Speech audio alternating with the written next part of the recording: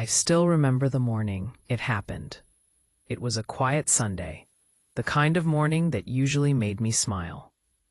Soft sunlight, warm air in the kitchen, a little smell of tea rising from my cup. I was sitting at the table, waiting to hear the sound of small feet running through the hallway.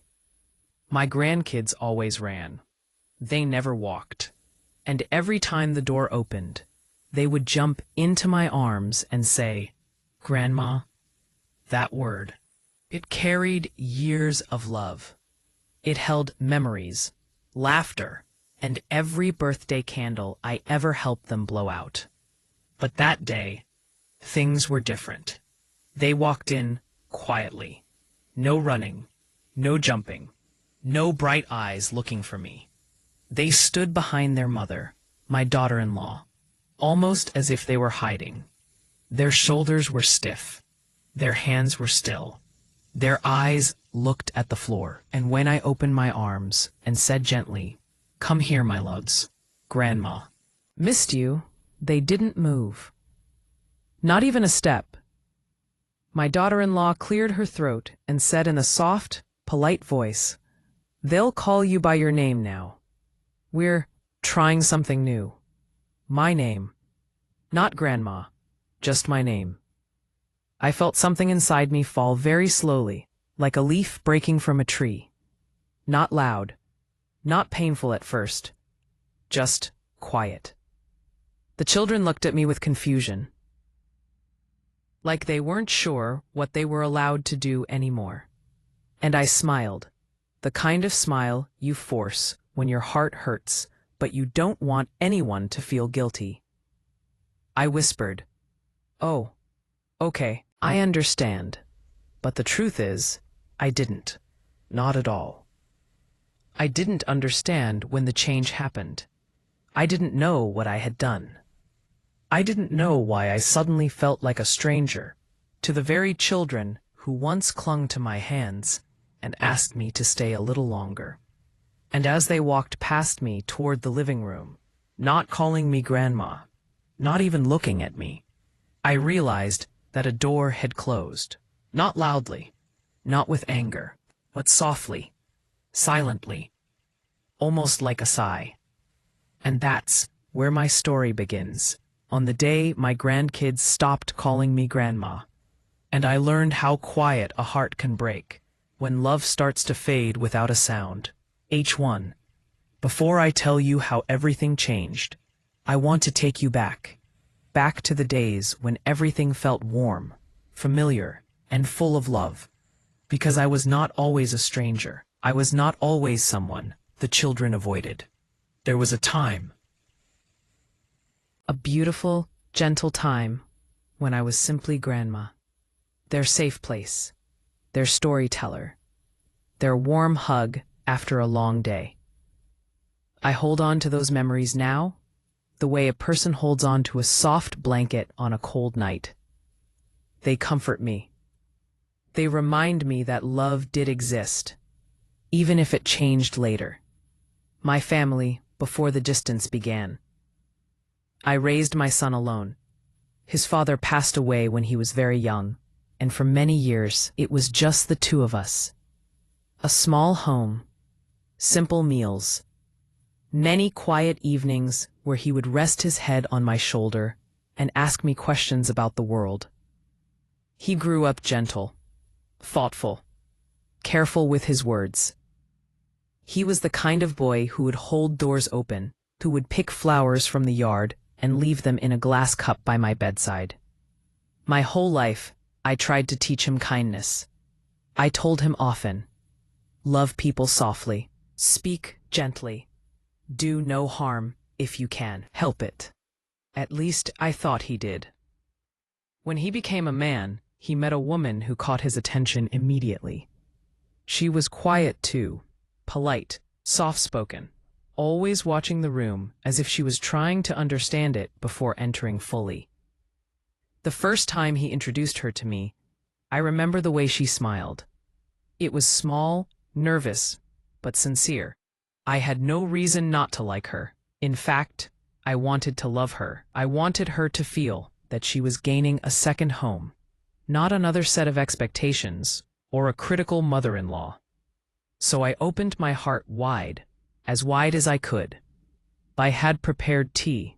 I remember the smell of cardamom filling the house. My hands were trembling a little because I wanted the moment to be perfect. She walked in holding my son's arm. Her eyes scanned the room as though she was trying to memorize it. I remember saying, "You are welcome. Please, feel at home." She nodded. She sat. And for a few minutes, we were just three people sharing warm tea and small smiles. I didn't know then how important that day would become to me. I didn't know it was the beginning of a long story that would eventually bring me both joy and pain. The early days of their marriage. Their wedding was simple. A small gathering. A few close friends. Nothing extravagant. Just love, laughter, and a promise of a new life. In those first years, my daughter-in-law and I were close enough. Not best friends, no, but respectful. Warm.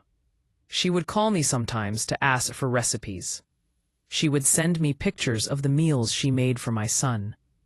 Whenever they visited, she greeted me kindly.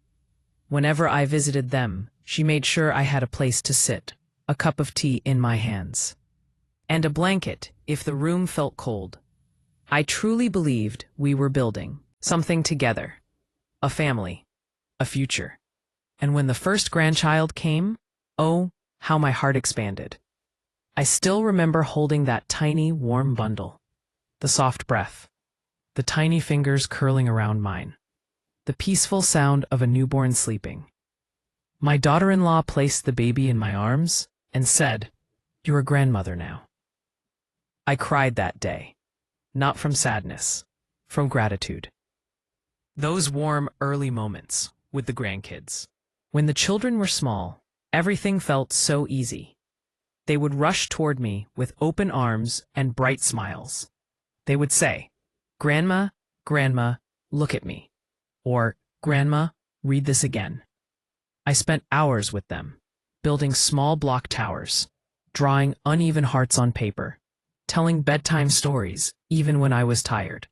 My favorite moments were the mornings when they would crawl into my lap before breakfast, their tiny heads resting on my shoulder, their warm hands gripping my sweater, their soft breath warming my neck. Children don't know how much healing they bring. They don't know how heavy an adult heart can be, and how lightly they lift it without even realizing. Those early years, they felt like a gift I thought would last forever. Little traditions we built together. We had rituals, simple ones. On Sundays, we baked cookies with too much chocolate. In the summer, we planted flowers in the small pots outside my door. And every birthday, I wrote them handwritten letters. Letters they couldn't read yet, but I knew one day they would. Every time I left their house, they would chase after my car, waving their tiny hands. "Bye, Grandma. Come again. Don't take too long." Part P. And I would blow kisses from the window, thinking this is what love feels like. This is what life is all about. Part P. If someone had told me then that things would change, that the same children who clung to me would one day step back from me, I would not have believed them. Not for a moment. Because love felt so strong then, so real, so impossible to break. But life has its own way of teaching lessons, quietly, slowly. Like a shadow moving across a room without anyone noticing. And before I realized it, something started to shift. Small things at first. Tiny cracks in the walls of our closeness. Moments that felt different, but were too soft to call a problem. The truth is, you rarely notice the moment love begins to fade. It doesn't happen in one loud second. It happens quietly, in the spaces between conversations, in the silence after a goodbye that feels a little shorter than before. And that's exactly how it began for me. Not with a fight, not with a disagreement, but with a soft distance that grew day by day. A distance I didn't understand. A distance I tried, gently and patiently, to close. But sometimes, love alone is not enough to keep a family close. The changes began quietly, so quietly that at first I thought I was imagining them. A delayed smile here, a shorter phone call there, a visit that felt just a little different from the ones before. You know how a room slowly cools when someone leaves a window open. It doesn't freeze all at once. It chills inch by inch, until one day you realize you're shivering. That is how the distance between us began. The subtle shift in her voice. My daughter-in-law used to speak to me with warmth, even when she was tired. Her voice carried softness. But gradually, her tone became thinner, flatter, almost like she was choosing her words carefully, as if she feared I might misunderstand them. Once I called to ask if I could bring over a little sweater I had knitted for my granddaughter. Nothing special, just something I made while watching TV. She said, "Oh, maybe not today. They're busy." Their voice was polite, but it held a distance, a kind of invisible space between us. I hung up the phone and stared at the sweater in my hands. It felt warm, but inside, I felt cold. The day she stopped calling me Mom. It didn't happen suddenly. There was no argument, no moment of conflict. It was just gone. She used to say things like, "Mom, do you want tea?" Or, "Mom, I'll pack some food for you." But slowly, Mom turned into my name, soft at first, then firm, then permanent. The first time she said it, I smiled and answered as if nothing was different. But inside, something felt wrong, like a picture slightly tilted on the wall. I didn't know whether to correct it or leave it alone. I chose silence. I didn't want her to feel uncomfortable. I didn't want her to think I was sensitive or demanding. Sometimes, silence feels safer than honesty. But it also leaves room for misunderstandings to grow. Happy period. Little misunderstandings that became walls. There were small things, things so tiny, I almost dismissed them. One time, I arrived 5 minutes early to visit the kids. Just 5 minutes. She opened the door with a surprised face and said, "Oh, you're early." I apologized. She stepped aside, but her smile didn't reach her eyes. Another time, I offered to help wash the dishes after dinner. She said gently, "It's fine. I prefer to do it myself." Her voice wasn't rude, just distant. There were moments when she looked at the children and said, "Sit with me," when they ran toward me. And once, when I hugged my grandson goodbye, she said softly, "Let Grandma breathe, sweetheart," even though I was the one holding him lightly. None of it was loud. None of it was cruel. Just quiet things, small things, but over time, they added up like grains of sand, slowly building a wall I did not know how to climb. Conversations that ended too quickly. My son was a good man. I believed that. But he didn't notice the changes the way I did. When I tried to talk to him gently about the distance I felt, he would say things like, "Oh, Mom, you're overthinking," or "She's just tired," or "Don't worry, everything's fine." He said those words with love, but they left me feeling unheard, as if my heart was speaking a language no one wanted to understand. Our calls became shorter, less frequent, more polite than warm. Sometimes, when I called, he would say, "Mom, can I call you back? We're in the middle of something." and sometimes he didn't call back at all. The visit when she avoided my eyes. There was one visit. I remember it clearly. When I knew something was truly wrong. I had brought the children small gifts. Nothing big. A puzzle for one. A book for the other. They ran to me out of habit, but my daughter-in-law gently placed her hands on their shoulders and said, "Let's say hello nicely." I didn't understand why running was considered unkind. During lunch, she kept her eyes on her plate. She spoke only when necessary. Every time I tried to start a conversation, she answered with a few words and returned to silence. My son noticed something was off.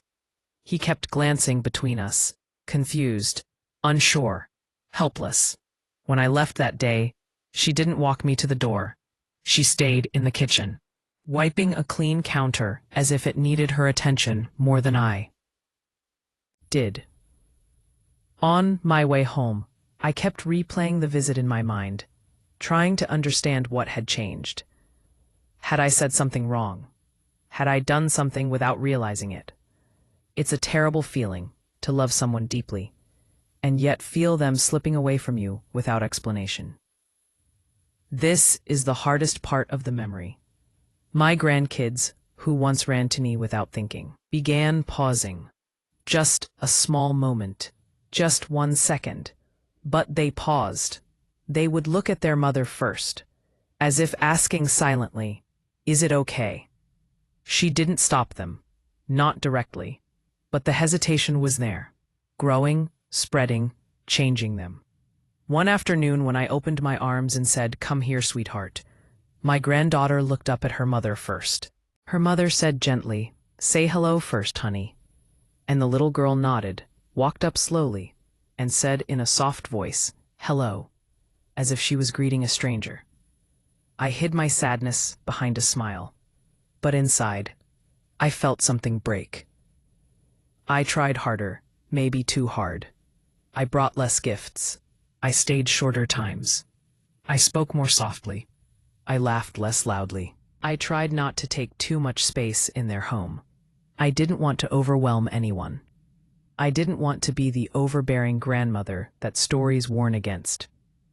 I tried to be gentle, helpful, respectful. But sometimes, when you try too hard to fit in, you end up feeling even more out of place. My daughter-in-law began saying things like, "We're a bit busy today," or "Maybe next weekend," or "The kids have a lot going on." And I understood. Or at least I said I did. But late at night, sitting alone in my small living room, I wondered, am I the problem? Am I making things harder? Do they really want me around? It is difficult to ask those questions. It is even more difficult to answer them honestly. The day I realized my son was caught in the middle. One evening he came alone. He said he happened to be in the neighborhood, but I knew better. He looked tired. There were small lines on his forehead that hadn't been there before. We had tea in silence for a while. Then he said something I will never forget. He said, "Mom, I wish things were easier." Just that. Nothing more. But in those 6 words I heard everything. He felt the tension. He didn't know how to fix it. He didn't want to choose between us. He loved us both, and he felt torn. I wanted to hold him and tell him it wasn't his fault. But I also knew that no matter how kind he was, he would always lean toward the home he built, the family he was raising, the woman he lived with. And I would always come second. That is the natural order of life. But knowing it doesn't make the heart hurt any less. And then, the children stopped saying "Grandma." It began with hesitation, then soft greetings, then quiet avoidance. And finally, they stopped calling me Grandma altogether. They used my name, not out of disrespect, just confusion, training. Instruction. My daughter-in-law said it was better this way. She said the children needed consistency. She said they were getting older. But to me it felt like a door closing slowly. A door I could no longer hold open with love alone. The pain of becoming a guest in a home you helped build. I had always believed I had a place in that home. Not a big place. Not a controlling place. Just a place. A corner of belonging. A seat at the table. A small part of their lives. But as time passed, I felt more like a guest. A polite visitor. Someone they had to accommodate rather than welcome. Every time I left, I felt a little more empty. Every time I visited, I felt a little more careful. And one day, I realized something painful. I was no longer a natural part of their life. I was an addition. A piece that didn't fit as easily as before. I could feel the distance growing, but I didn't know how to stop it. I didn't know where to stand, or how to help, without making things worse. And slowly, the love that once flowed freely began to feel restricted, controlled, measured. Like a tap turned down until only drops remained. I sat quietly after Emma left that day. The house felt so still that I could hear the clock ticking in the hallway. Each tick sounded like a small reminder of what I had lost and what I still hoped to repair. I kept thinking about her words, about the gentle tone she used even when she was confused. She was growing, changing, living her life, and I was standing outside that world, watching from far away. I touched the fabric of the couch where she had been sitting. It still carried a bit of the warmth from her visit. It made my heart ache, but it also gave me a strange sense of comfort. Even if she did not fully understand everything, she still came. She still remembered me. But children do not hold on to the past the way adults do. They move with the present moment. What they see, what they hear, what they are told, that becomes their truth. And I wondered how long it would take for my presence to fade from their lives, or if it already had. I spent that evening making tea, one tiny movement at a time, the kettle boiling, the steam rising, the warm cup resting between my palms. These small things grounded me, helped me breathe more slowly. But even with the quiet comfort of routine, I felt something heavy inside me, a feeling I had not wanted to acknowledge. It was the fear that maybe I had held on too tightly to the memories of how things used to be. And because of that, I had not prepared my heart for how things had changed. I thought of Alex again. He used to stand in this same kitchen, tall and smiling, reaching for cookies even when he knew he should not. He used to look at me with that playful confidence of a boy who felt safe, loved, protected. Back then, I believed nothing could break the bond between a mother and her child. But bonds are not always loud when they weaken.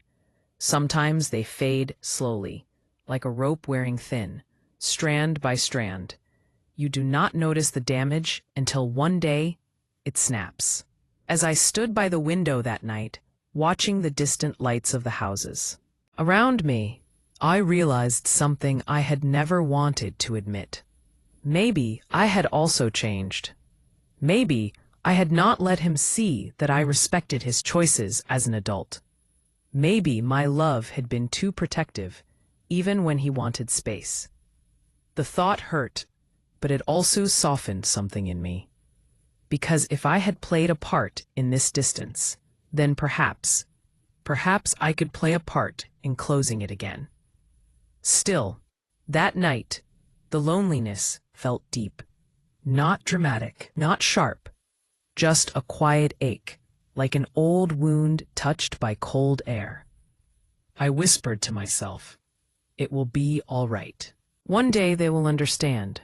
I did not know if it was true, but saying it made my heart feel a little less heavy. The next morning, I woke up early again.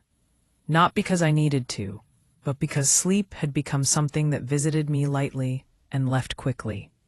I walked into the kitchen, made myself a warm bowl of oatmeal, and sat by the window. For a long time, I simply watched the world outside wake up. Children walking to school with backpacks bouncing on their shoulders. Parents rushing to cars, adjusting jackets, holding little hands. Neighbors sweeping their porches. Life, beautiful and busy, moving forward. And I sat there, thinking about the days when I was the one rushing after a small boy who always wanted to take a different path. I smiled softly at the memory. He used to point at every dog, every bird, every leaf dancing in the wind. His curiosity slowed me down, and back then I found it frustrating. Now I missed those moments with a tenderness I could not put into words. I finished my breakfast and decided to do something I had not done in many weeks. Open the old wooden chest at the foot of my bed. Inside were little treasures from my life as a mother. Drawings, small toys, notes written with a childish hand, photographs that had yellowed at the edges. I took out one picture of Alex at age 6. He had crumbs on his face and a big smile, the kind that showed he felt loved. I held the picture against my chest for a moment, breathing carefully, letting it all settle inside me. I knew holding on to the past would not bring the future closer.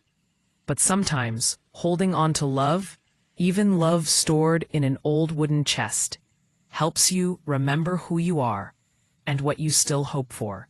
That day passed quietly. I cleaned the house, though it did not really need cleaning. I cooked, though I was not hungry. I went for a walk, though my legs felt heavy. I kept moving because sitting still made the loneliness louder.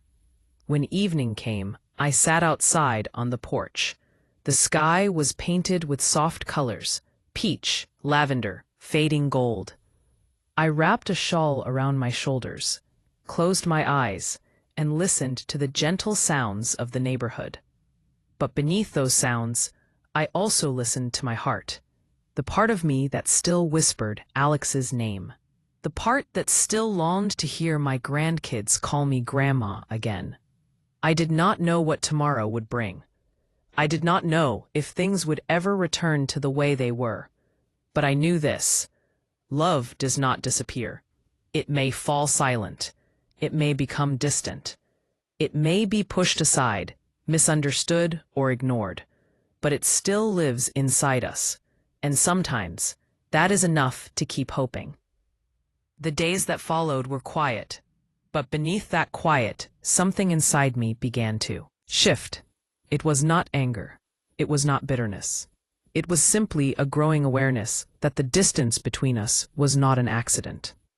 It had grown slowly, step by step, moment by moment. And I had ignored the signs.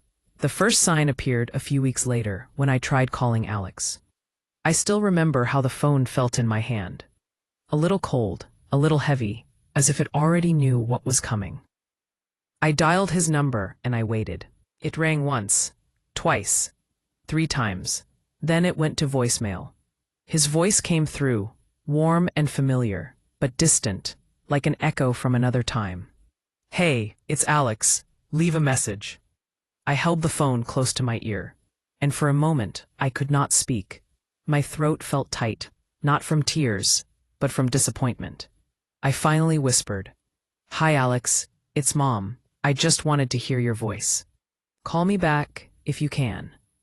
I ended the call and sat at the kitchen table for a long time, staring at my hands. They looked older than I remembered. More lines, more softness, more stories held within the skin. Part of me told myself, he must be busy. Another part whispered, he is choosing not to answer. I tried to brush that thought away, but it lingered. 2 days passed. No call. On the 3rd day, I tried again. This time, the phone did not even ring. It went straight to voicemail. I listened to his recorded voice again, and something inside me trembled. Not loudly, just a quiet shake, like a leaf touched by wind. I left no message that time. I simply put the phone down, walked to the living room, and sat on the sofa. The silence felt heavier than usual.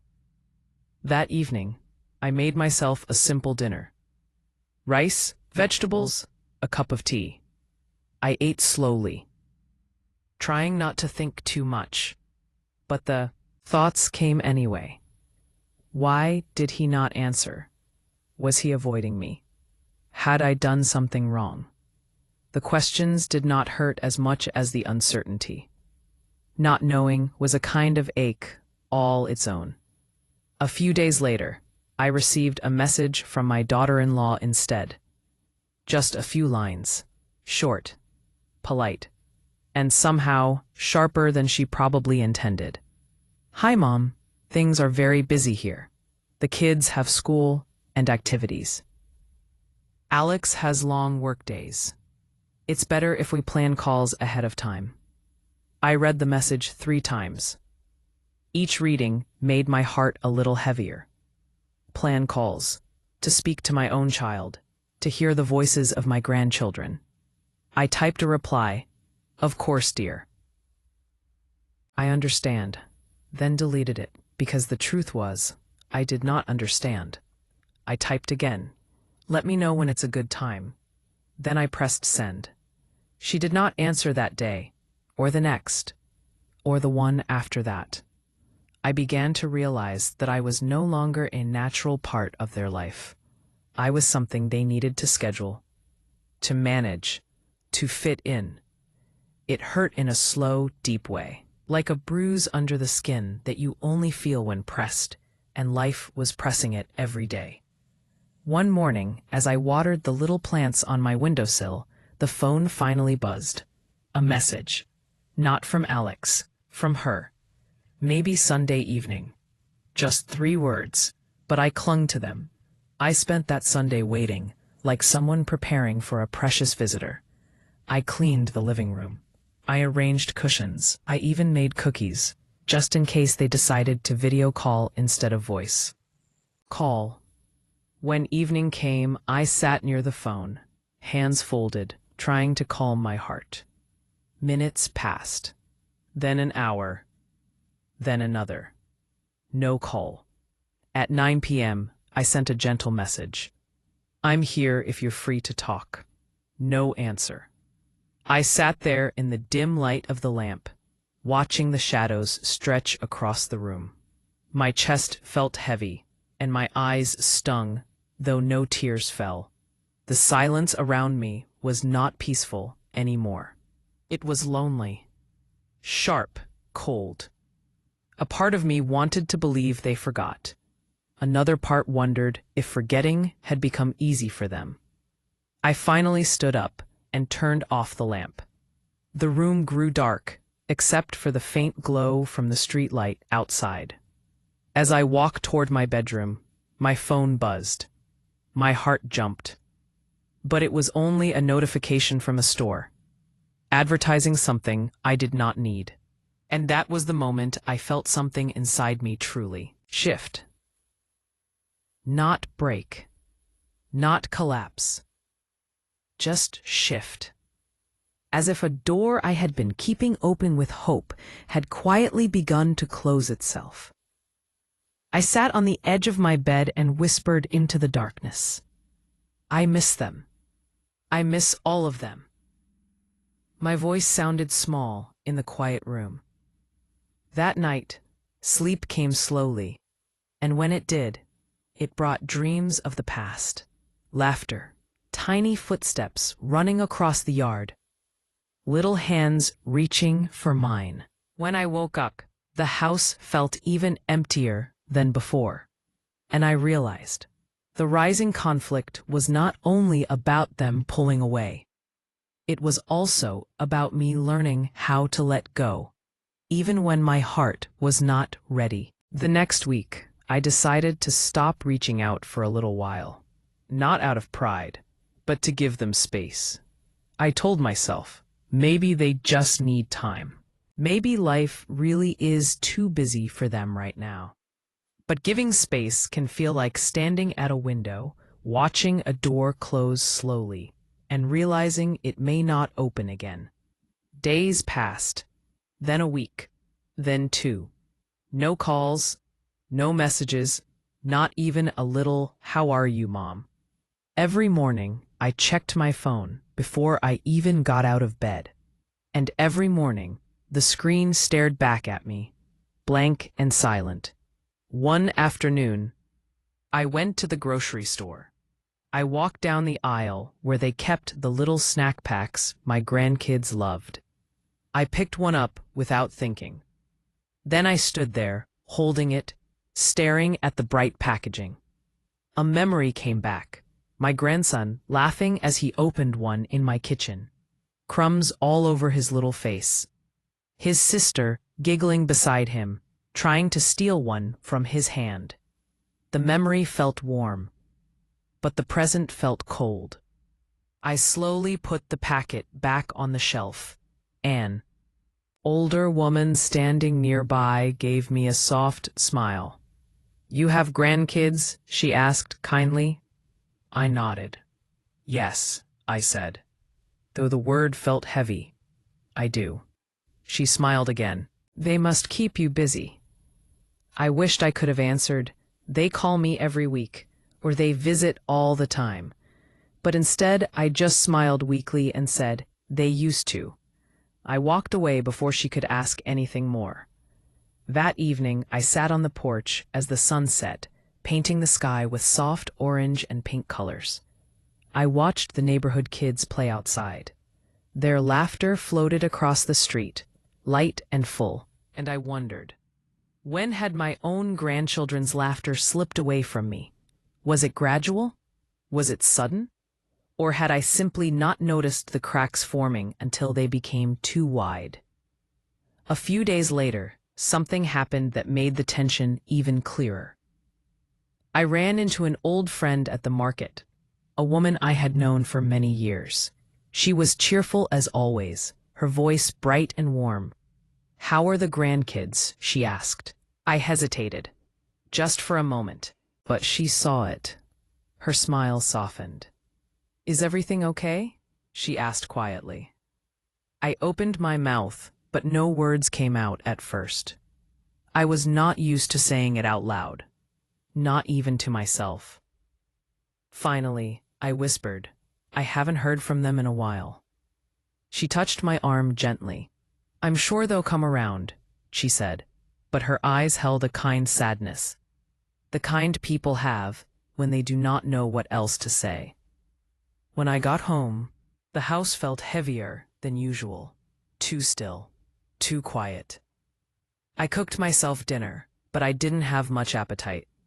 I ate a few bites and pushed the plate away. Later that night, as rain tapped softly against the windows, I sat near the lamp and tried something I had been avoiding.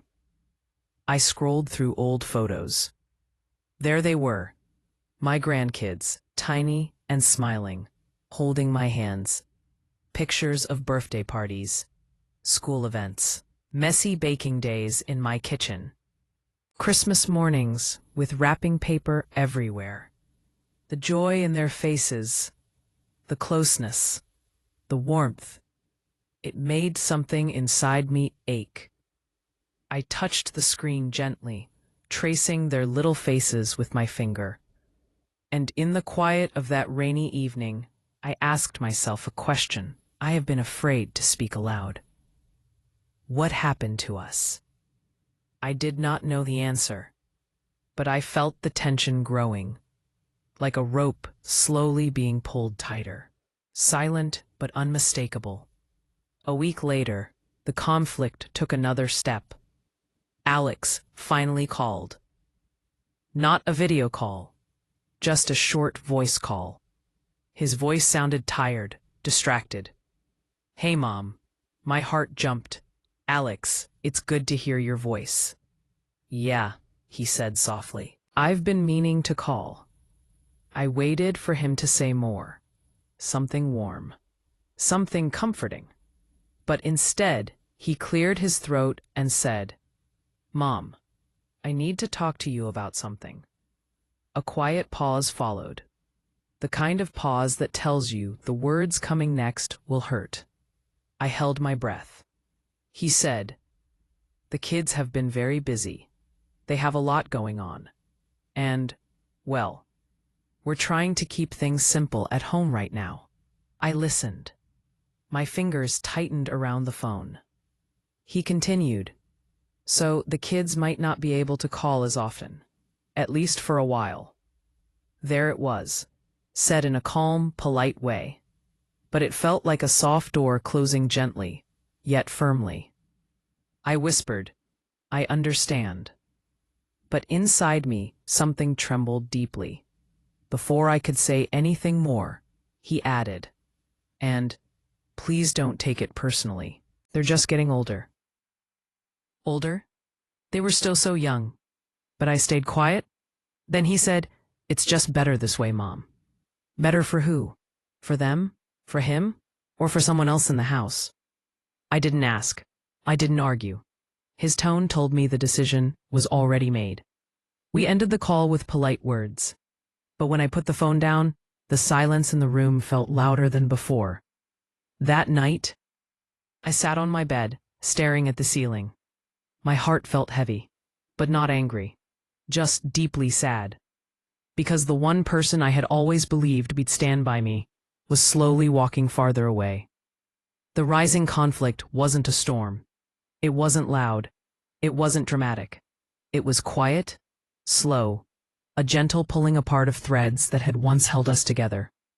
And deep down, I sensed that something bigger was coming, something that would make everything even more clear and even more painful. A few days after Alex's call, I tried to settle myself into a new routine. A routine without waiting by the phone, without expecting a message, without checking the time to see if maybe, just maybe, they would remember me. But even when I tried to move forward, small things kept pulling me back. Like the tiny sweater I had been knitting for my youngest grandchild. It was still in the basket beside the sofa. Half finished. Soft yellow yarn. I picked it up one evening, my fingers running over the unfinished neckline. I tried to keep knitting, but after a few stitches, I paused. What if they never come to wear it? The thought came quietly, like a soft voice in the back of my mind. I put the needles down and folded the little sweater gently, as if it were something fragile. Then I placed it in the drawer. It felt like placing a piece of my heart away. One afternoon, I decided to take a walk to clear my mind. The sky was cloudy, the air cool. I walked slowly, listening to the wind move through the trees. As I turned the corner near the park, I saw a mother playing with her children on the swings. Their laughter echoed through the air, bright, carefree, sweet. I watched them for a moment, and a smile tugged at my lips. But behind that smile was a deep ache. A memory flashed in my mind. A sunny day, years ago, me pushing my grandson on the swing, his small hands gripping the chains as he squealed with joy. "Higher, Grandma, higher." Anne still lived inside me, but in the present moment, all I heard were echoes of a time that felt far away.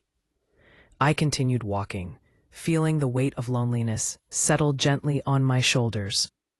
When I got home, I made tea and sat by the window.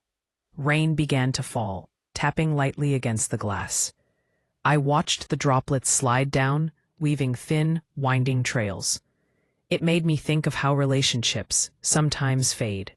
Not suddenly, but slowly. One small drop at a time. Later that evening, something unexpected happened. My phone buzzed. My heart jumped as I picked it up. It was a message, but not from Alex. It was from my daughter-in-law. Just one line. "Can we talk?" I stared at the screen for a long moment. My chest tightened. My hands trembled slightly. I typed back, "Yes, of course." A moment later, the phone rang. Voice came through, calm, polite, but distant. "Hello, Mom. "Hello, dear," I replied softly. There was a pause, a long one. Then she said, "I hope you understand that we've been trying to set some boundaries." My heart sank a little. "Boundaries?" I repeated quietly. "Yes," she continued. "The kids are growing. They need structure. And, well, sometimes your calls come at difficult times. It disrupts their routine." I closed my eyes for a moment. "I never meant to disrupt anything," I whispered. "I know," she said. "But we need things to be simple, calm, and we feel it's best if communication is limited." The word hung in the air, like a soft, cold wind. Limited. I swallowed, trying to keep my voice steady. "I see." She wasn't unkind, not harsh, not angry, just firm. She added quietly, "We'll let you know when the kids are free. It might not be often, but we'll try." I nodded, even though she couldn't see me. "Thank you for letting me know." Another pause. Then she said, "I hope you understand." I did understand, at least on the surface. But inside, something felt like it was sinking slowly, a part of me that had held on to hope. We said goodbye, and when the call ended, the silence in the room felt deeper than before. I sat there for a long time, staring at the blank screen of my phone. "Boundaries," I whispered to myself, as if saying the word might help me believe it. But all I could feel was the distance growing even wider. In the days that followed, nobody called. Nobody texted. The house stayed quiet. I tried to fill the time, reading, cooking, tending to the garden. But even simple things felt heavier now. Every time the phone buzzed with a notification, my heart would skip, only to sink again when it was nothing meaningful. Then one evening, something happened that deepened the conflict even further. Something small, but unmistakable. I was scrolling through my social media account, something I rarely did, and there, on my feed, I saw a picture posted by my daughter-in-law. A family outing. My son, her, and the kids. At the zoo. Laughing, smiling, enjoying the day. The caption read, "Much needed family time today." It wasn't the picture that hurt me. It wasn't the outing. It was the realization that I had not even known they were out, that they had not told me, that I had become someone who saw their lives only through photos shared with the world, not through the closeness of family. My grandson was holding a balloon, grinning widely. My granddaughter had her arms wrapped around her father. I stared at the picture for a long time. My eyes didn't fill with tears. Not yet. Instead, a quiet numbness spread through me. Because there are moments in life when you don't cry. You just understand. You understand that something has changed, and it may never be the same again. That night, as I lay in bed, the conflict inside me reached a deeper level. I wasn't angry. I wasn't blaming anyone. But I was realizing, slowly, painfully, that I was no longer woven into the daily fabric of their lives. I was becoming a memory. Someone they loved in the past, but not someone they needed in the present. And even though the conflict was quiet, it was real, and it was growing.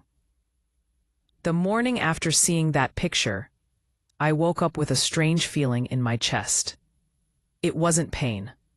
Not exactly. It was more like a quiet emptiness, a hollow space inside me that I couldn't quite ignore anymore. I made myself a cup of tea and sat by the window. The sky was soft and gray, and the world outside felt slow, like it was waking up reluctantly. As I sipped my tea, I kept thinking about how simple things used to be. How I would get calls every week. How the kids would run to me whenever they visited.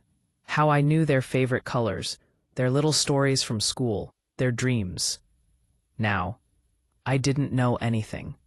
I didn't know what books they were reading, or what games they were playing, or whether they still slept with their favorite stuffed animals. And not knowing hurt in a way I wasn't prepared for. That day, I tried to keep myself busy. I cleaned the house slowly, room by room. I washed the curtains. I rearranged the living room. I even baked bread, letting the warm smell fill the house. But no matter what I did, the silence followed me everywhere. It lived in the corners of each room. It sat beside me at the dining table. It echoed inside me in ways I couldn't shake off. In the evening, I decided to call Alex again, just once more. Maybe things would be different. Maybe he would answer this time. Maybe he had been waiting for me to reach out. My hands trembled slightly as I dialed the number. It rang only once. Then it went straight to voicemail. I listened to his voice again. Warm, familiar, distant. "Hey, it's Alex. Leave a message." But this time, I didn't leave one. I ended the call quietly and placed the phone on the table. Then I leaned back in my chair and closed my eyes. There's a particular kind of sadness that doesn't come with tears. It just sits quietly in your chest, like a weight meant to remind you of something you lost without noticing. That was the sadness I felt. A few days later, the conflict deepened again, this time in a way that left no room for doubt. It happened on a Friday afternoon. I had just finished folding the laundry when my phone buzzed with a message. My heart reacted before my eyes did. It beat faster, hopeful. But when I picked up the phone, the message wasn't from Alex or the kids. It was from my daughter-in-law again. Her messages were always short, precise, carefully measured. This one said, "We're adjusting some things at home. Please avoid calling, unless it's urgent. We'll reach out when the kids are free." I sat down slowly. The words felt sharper than usual. Not because they were cruel, they weren't, but because they were final. Please avoid calling. Avoid. The word pressed against my heart like a cold hand. I read the message again, hoping maybe I misunderstood. But there was no misunderstanding. They didn't want spontaneous calls. They didn't want little check-ins. They didn't want me reaching out. I was no longer part of their daily life. I was becoming an obligation, a scheduled moment, a maybe. I typed a reply. "I understand." And this time, I did not delete it. I sent it. But the truth was, I wasn't sure if I understood anything anymore. That night, I couldn't sleep. I lay in bed, staring at the ceiling, listening to the soft hum of the refrigerator in the kitchen. I kept thinking about the kids, their voices, their laughter, their tiny hands reaching for mine. And I wondered, do they miss me? Do they ask about me? Or have they grown used to the distance? I never believed I would become the kind of grandmother who watched her family drift away. Not because of a fight, not because of anger, but because of influence, or convenience, or choices I didn't understand. The next morning, I tried to distract myself by cleaning the attic, a place filled with old boxes, forgotten memories, and dust that settled like soft gray snow. I opened a box labeled Alex Childhood. Inside were little shoes, school drawings, tiny shirts I had folded decades ago, and old birthday cards. I picked up a crayon drawing he made when he was 5. It showed our old house and the two of us standing under a big sun. At the top, in clumsy letters, he had written, "Me and Mom." My breath caught in my throat. I sank down onto an old wooden stool, holding that little paper in my hands. Back then, I was the center of his world, his comfort, his safety, his home. Now, I was barely a thought in his busy life. A tear slipped down my cheek. Soft, quiet, unexpected. It wasn't a loud crying, just a gentle release, like rain beginning with a single drop. I wiped it away and looked around the attic. The dust seemed to shimmer in the sunlight coming from the small window. The wooden beams creaked softly, as if the house itself was sighing with me. That afternoon, something else happened. A neighbor came by with her granddaughter. The little girl was holding a handmade card. "Say hi to Mrs. Bowen," the neighbor told her. The girl ran to me and handed me the card with a bright smile. "I made this in school." I smiled and thanked her warmly. She giggled and ran back to play in the yard. I watched her running, jumping, laughing. Her little voice reminded me so much of my granddaughter. The neighbor looked at me and said, "You must miss yours." I nodded. "Yes, very much." She hesitated, then asked, "Do you see them often?" I wanted to say yes. I wanted to tell her stories. I wanted to share joy instead of silence, but the truth felt heavy on my tongue. "No," I whispered softly. "Not as much anymore." The neighbor gave me a sympathetic look. "I'm sorry," she said gently. "Thank you," I replied. But inside, the conflict grew even sharper. Because it wasn't just distance now. It wasn't just busy schedules. It wasn't just life being complicated. It was intentional. A choice. A boundary placed between us. And the part that hurt the most was how easily they seemed able to live with it. As the days passed, I began to sense that something bigger was approaching. Something that would take the quiet ache inside me and turn it into something unavoidable. A moment. A decision. A truth I could no longer ignore. The turning point was getting closer. I could feel it like a change in the air before a storm. A soft shift, a quiet warning. And deep inside, my heart knew nothing would be the same after it.